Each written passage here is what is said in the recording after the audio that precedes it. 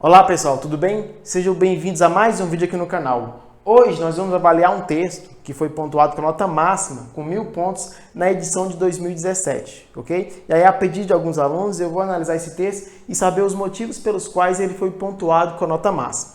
Bom, o tema dessa redação qual foi? Desafios para a formação educacional de surdos no Brasil. E aí, este texto eu tirei da cartilha do participante de 2018, que trouxe alguns textos nota 1000 da edição anterior, dos 53 textos que conseguiram nota máxima.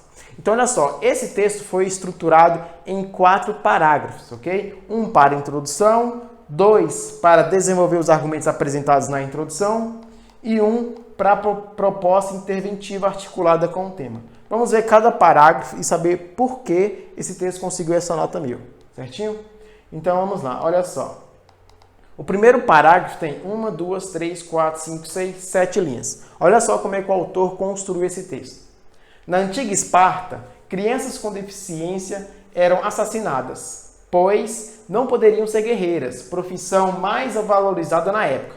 Na contemporaneidade, tal barbárie não ocorre mais, porém há grandes dificuldades para garantir aos deficientes, em especial aos surdos, o acesso à educação, devido ao preconceito ainda existente na sociedade e a falta de atenção do Estado à questão.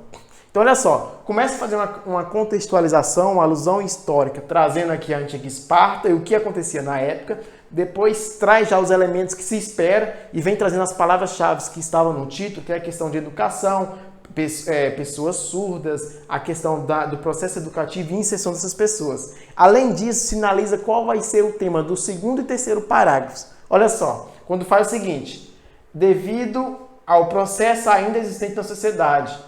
Então ele vem falando ainda sobre o preconceito, né? Devido ao preconceito ainda existente na sociedade. Então esse vai ser o argumento do primeiro parágrafo do desenvolvimento. E o segundo parágrafo do desenvolvimento vai ser o quê?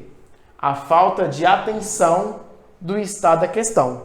Então ele sinaliza o que ele vai escrever, que é o que se espera de uma boa introdução. Em relação aos aspectos de microestrutura, não teve nenhum probleminha. Em relação ao uso da crase, o uso dos elementos de pontuação, utilizou bem os elementos coesivos aqui, então ficou bem tranquilo. Não teve nenhum problema de microestrutura.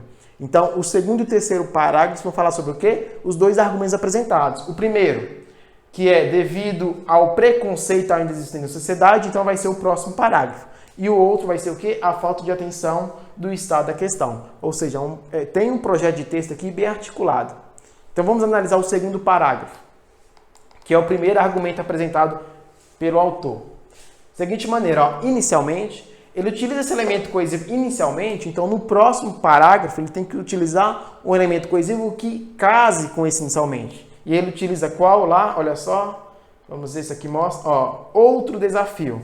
Ou seja, inicialmente ocorre isso. Por outro lado, outro desafio ocorre aquilo. Então, ele vem trazendo aqui. Então, esse outro desafio enfrentado, ele casa bem com o termo utilizado lá inicialmente. Perfeito? Então, vamos lá.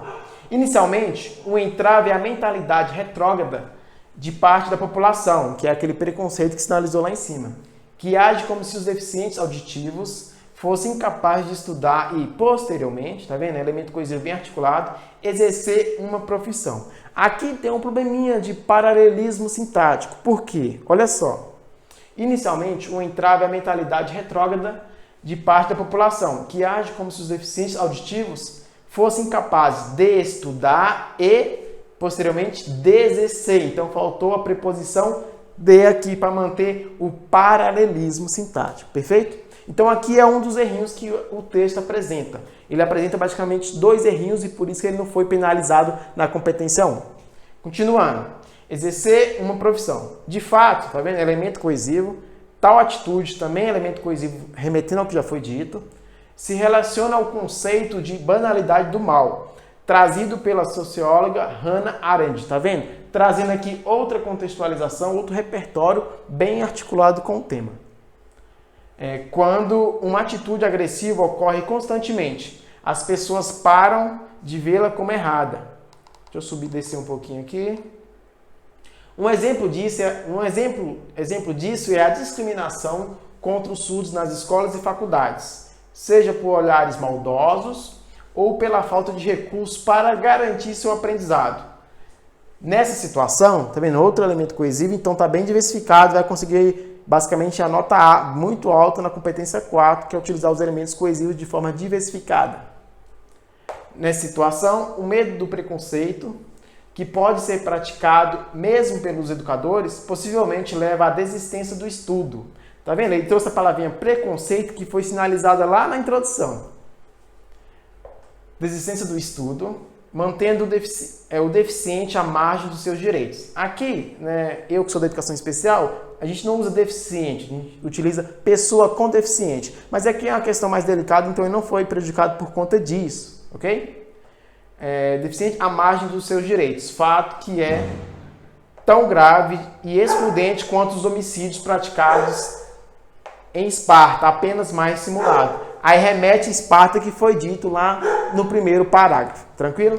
Vamos ver, continuando o terceiro parágrafo. E aí começa. Outro desafio, articulando o que foi dito lá em cima, é enfrentado pelos portadores de deficiência. Aqui o termo mais utilizado agora não é portadores de deficiência, mas a banca não penalizou o candidato por conta disso, certinho?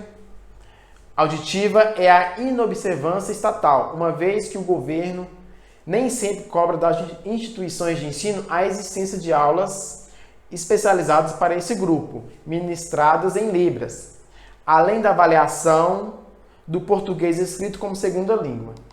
Aí continua, de acordo